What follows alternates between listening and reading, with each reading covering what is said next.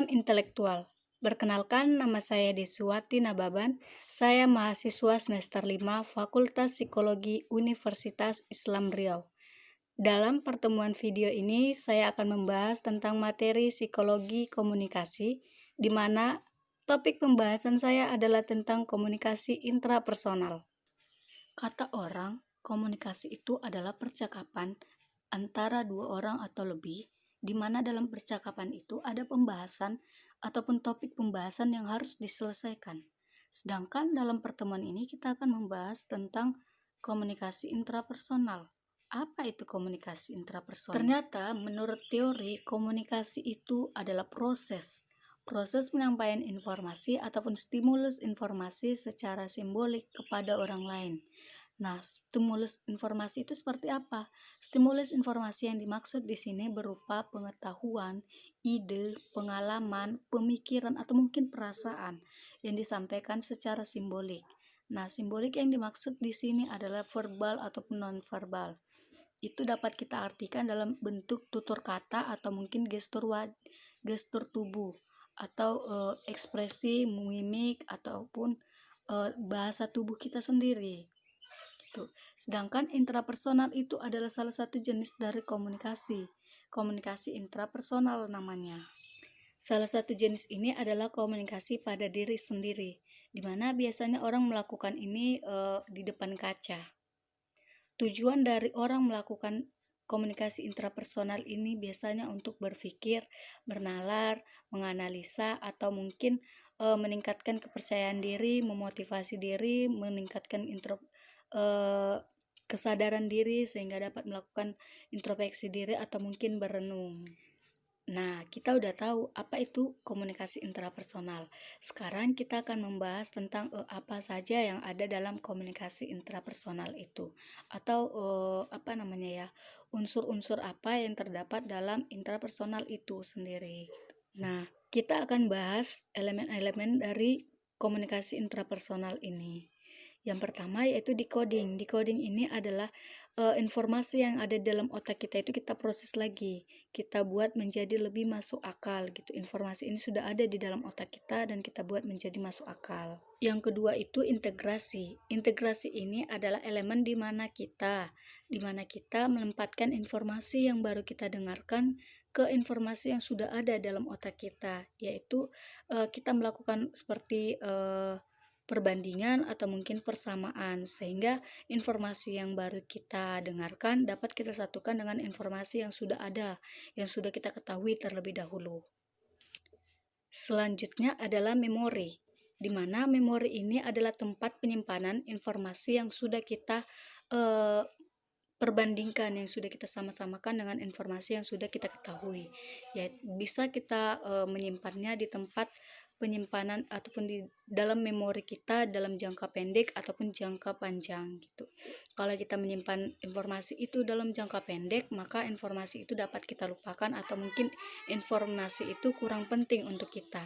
Sedangkan ketika kita menyimpan informasi tersebut dalam memori kita dalam jangka panjang, berarti informasi itu memang penting atau mungkin itu berupa inti dari informasi yang kita dapatkan. Lalu yang selanjutnya adalah rangkaian dari persepsi, di mana ketika kita sudah menyimpan informasi itu, kita melakukan struktur berpikir, kita mulai berpikir sehingga kita menimbulkan suatu pandangan yang baru ataupun persepsi baru dari diri kita sendiri. Selanjutnya yaitu encoding, di mana dalam elemen ini kita melakukan pemaknaan ataupun pengertian kita sendiri dari sudut pandang yang sudah kita lakukan gitu, dari persepsi kita sendiri gitu. Jadi kita lebih paham, lebih mengerti dari apa yang udah dari informasi yang udah kita terima. Lalu ada feedback, di mana feedback ini adalah umpan balik ataupun respon berupa tanggapan kita terhadap informasi yang kita terima gitu. Nah, dalam feedback ini ada dua jenis. Yang pertama itu kita menyampaikan informasi itu langsung kepada informasi yang kita terima, kepada orang yang memberikan kita informasi, itu berupa respon ataupun tanggapan kita. Lalu bisa juga feedbacknya itu kepada diri kita sendiri, di mana informasi yang kita terima dari orang lain itu kita hanya memahaminya dalam diri kita sendiri. Kita hanya ibaratkan informasi itu hanya penting untuk diri kita sendiri, tidak perlu untuk direspon ataupun disampaikan kepada orang yang menyampaikan informasi. Nah, elemen yang terakhir yaitu gangguan, di mana dalam gangguan ini biasanya yang menghambat informasi yang disampaikan itu diterima oleh orang yang seharusnya menerima informasi gitu. Bisa jadi orang yang menerima informasi itu fokus terhadap orang lain, tidak terfokus pada informasi yang disampaikan. Gitu. Jadi proses penyampaian komunikasi itu, proses komunikasi itu tidak terjalin dengan baik. Nah, selanjutnya kita akan bahas tentang proses dari komunikasi intrapersonal. Kita bahas prosesnya dari awal hingga akhir. Nah, proses komunikasi intrapersonal ini diawali dari sensasi.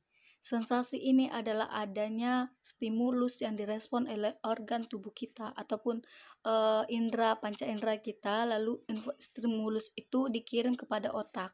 Lalu stimulus itu diolah di dalam otak.